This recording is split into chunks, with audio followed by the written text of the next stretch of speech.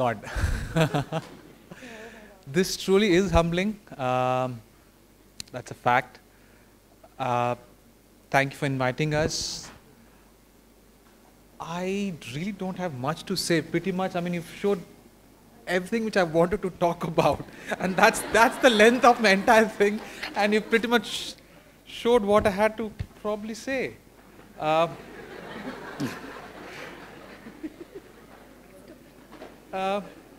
Thank you. I mean,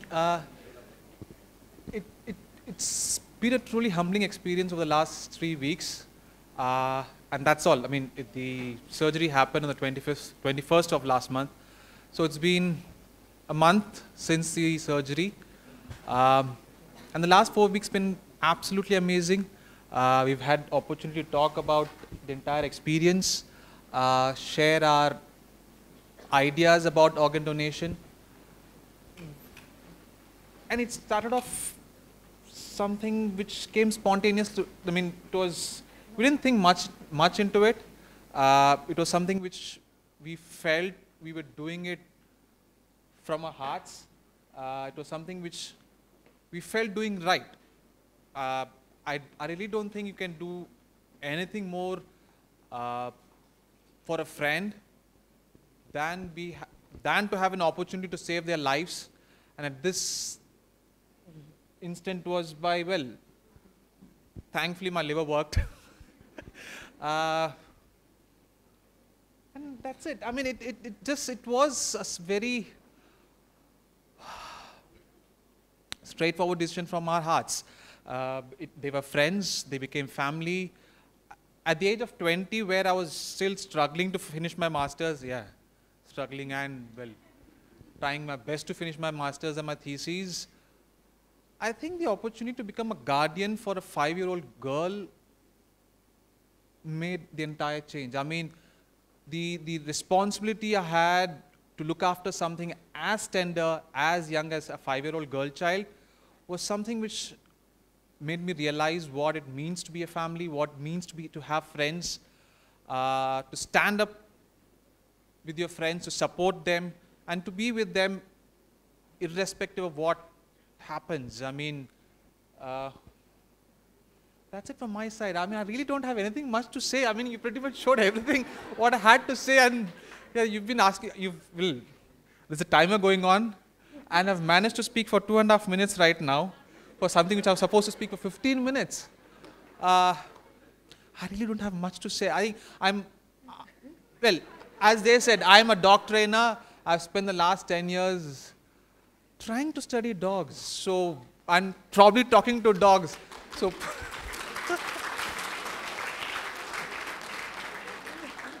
and I have this famous quote. And I think this is the first time I've actually been amongst so many humans. I find it much more easier and pretty comfortable spending time with 20-25 dogs, talking to them than, well, talking to, like, as I said, I always say, I talk dogs, she talks humans. I don't interact with so many humans. I think that's one of the advantages of my lifestyle probably is I have a very close-knit family and friends who matter to me the most. I mean, I always call it something like protect what you love. If you're not there for your friends, if you're not there for your families when in times of peril and in times of need, I don't think anything else matters. I really don't think. I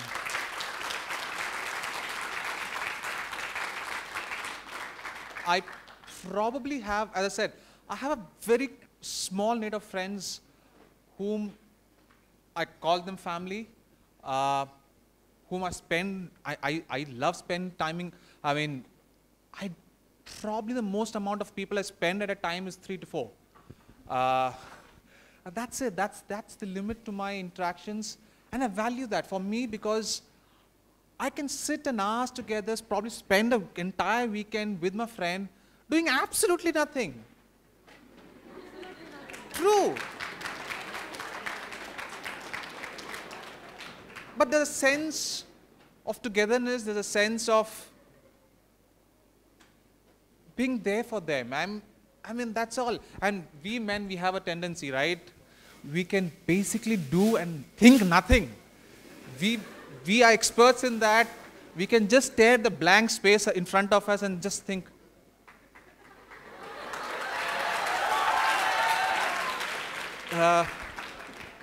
And that's the advantage, when we spend time with the batchmates as friends, 3-4 boys, imagine, 3-4 hours, nothing. Absolutely nothing. So, when the time comes to probably do something, what better way to probably do something which saves their lives? Well, I mean, we lend money, we borrow stuff, we borrow materialistic things, but this is something beyond that. And that's the true essence of friendship. I mean, if you could probably just, or you can probably, I don't know how to use it, I really don't know how to use the term, a random act of kindness. If there's one act, if given an opportunity to probably do for your friend, which matters life and death, please do it. And for the most selfish reason.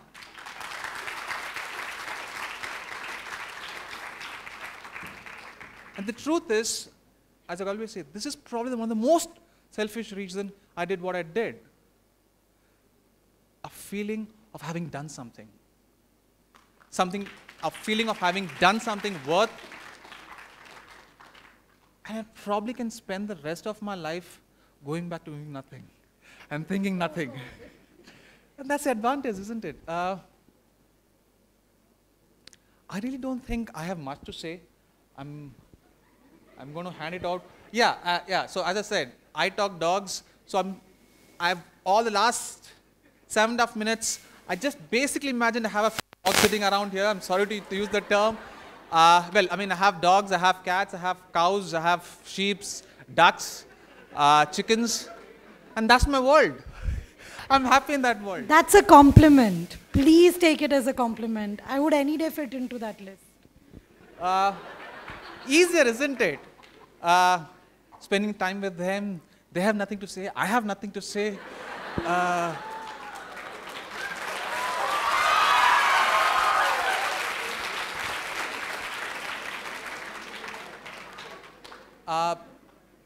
She talks serious business. She handles my entire business. It's a good thing, she's a guju. So, as I said, I talk dogs, she talks money, admin, money, business, everything. So, I'm handing over the mic to her. Sure? Yes, please. Okay. Yeah, please. Yeah, sure? Please. Okay. Hi, everyone. Thank you so much for having both of us here. It is, as he said, truly humbling for us to be on such a big stage. Thank you, everybody. As he says, yeah, he basically just does nothing when he's with friends. And when I say nothing, I mean nothing. But coming down to, thank you. Most of the girls are reacting better than the boys, but I sort of get that picture. Do not take this as an inspiration unless you're ready to lend a liver, part of your liver. So you're allowed to do nothing, but then you have to give something. But coming down to why we are here, yes, as Prasanna said, we met, all of us, me, him, Anurag Bhai, Pooja, who was the recipient, who's now, we call it in our family, the co-owner of his liver. Yeah, they're co-owners. So we met, we became friends, it became family. The 5-year-old he was talking about was their daughter. We all were students, we all were trying to, study, work part-time, try to make our living. Like my dad gave up after 1 month and like, I only have money for your fees, fend for yourself. He did have money, but he needed me to get independent. But it freaked me out. But anyway, life happened, we all grew up, we all moved on. But something that I feel, at least as an individual, the way I have grown up, I have survived because of friends. And when I say survived, in the literal sense, survived because of friends, does not mean I don't have a great family, I do.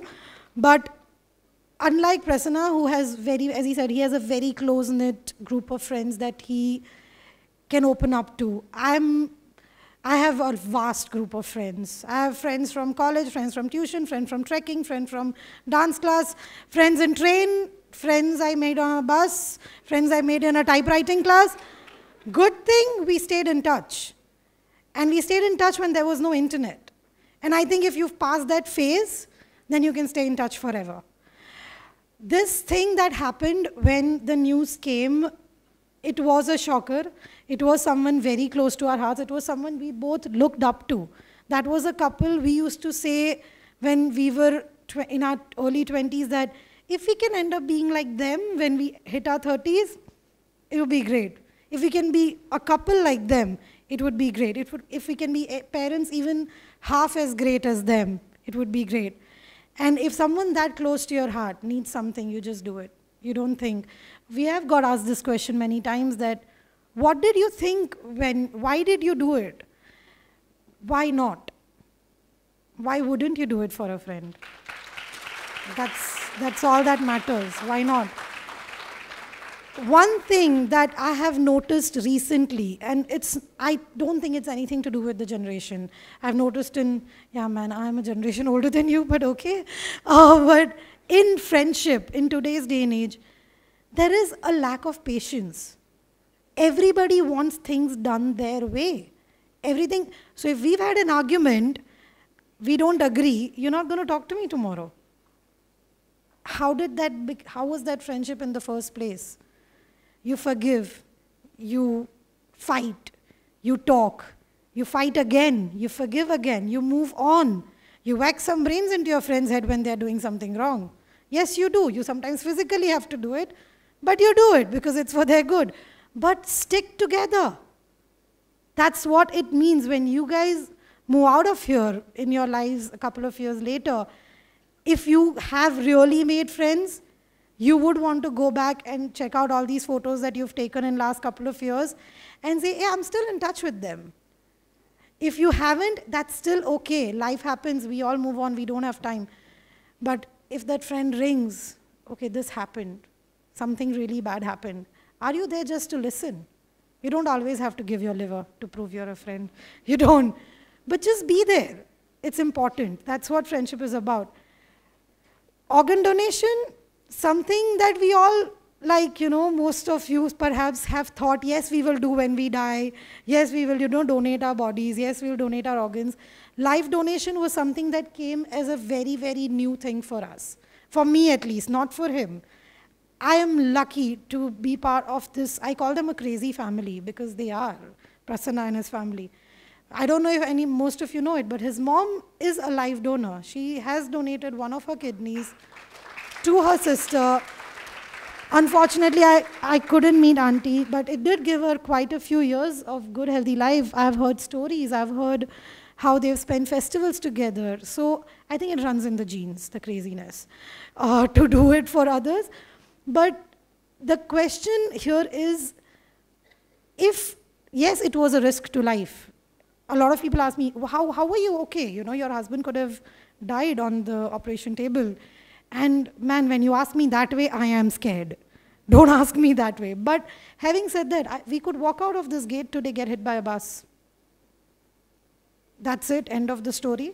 That's higher chance of happening than a person dying on an operation table getting a transplant done. Let's be realistic about it. Fear is there. All of us are scared of something in our lives. But what's more important? Someone you love or your fear? Take your pick. That's all that matters. One more minute. You want to say something? Yeah, one of the things that we really, really want to take this opportunity to share is something that we didn't know and we just had an opportunity to understand because something hit closer to home. But guys, donate. If in a country like India, we all know the facts, we all know the figures, we are the largest populated nation on the planet. But it came as a shock to me at least, for more than 2 lakhs of people waiting for an organ, there are just a couple of hundred organs available from a cadaver, from a dead body. That doesn't even sound right to my ears. We are a country of millions, not even lakhs. And if we have a few hundreds, then there's something going wrong somewhere in the system. One of the things going wrong is, if I do, how is it going to matter? It would. One person who is brain dead, if the family takes a call, can save up to 8 human lives. You will continue to live on in 8 other people. 8 life-saving organs can be transplanted. Nothing more can make your life worth it. Nothing more. One of the major reasons it doesn't happen, lack of knowledge. All of us know, yes, we want to do organ donation. How many of us know what do you do? You have very short window of donating once the person's dead. Most of the donation cannot happen unless a person is brain dead and is on a ventilator. So I didn't know that till obviously Prasanna decided to do it. But it's important, educate yourself. If all of us as educated people cannot gather this information and spread it, then it just doesn't make sense. Then we can't be sitting in a crowd like this and clapping for each other, encouraging each other if we really cannot do it when it needs to be done. The second major point in India which doesn't work is the emotional part of switching off. A person's on ventilator, person is brain dead. You can see the breathing. The heart apparently is still pumping, but it's pumping on machines.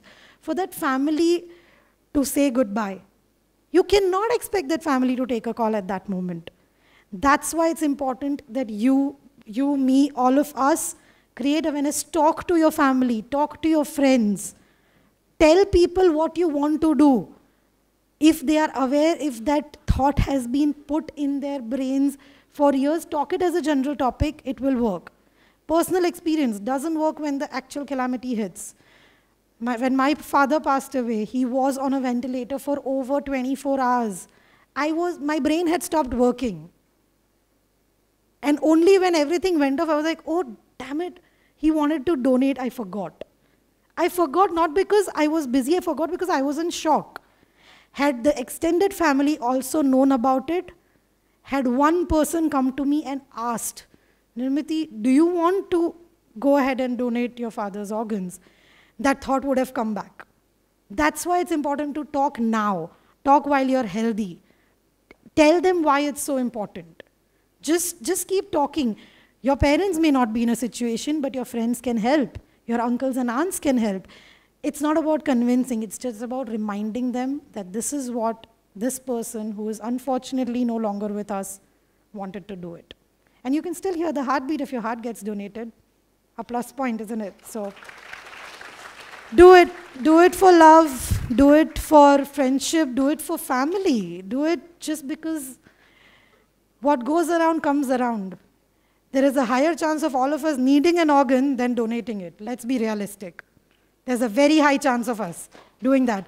So unless we are ready to give it out, how do any of us expect to get it back? How is it going to come back? Who's going to give it to us if we are not ready to give it to someone else?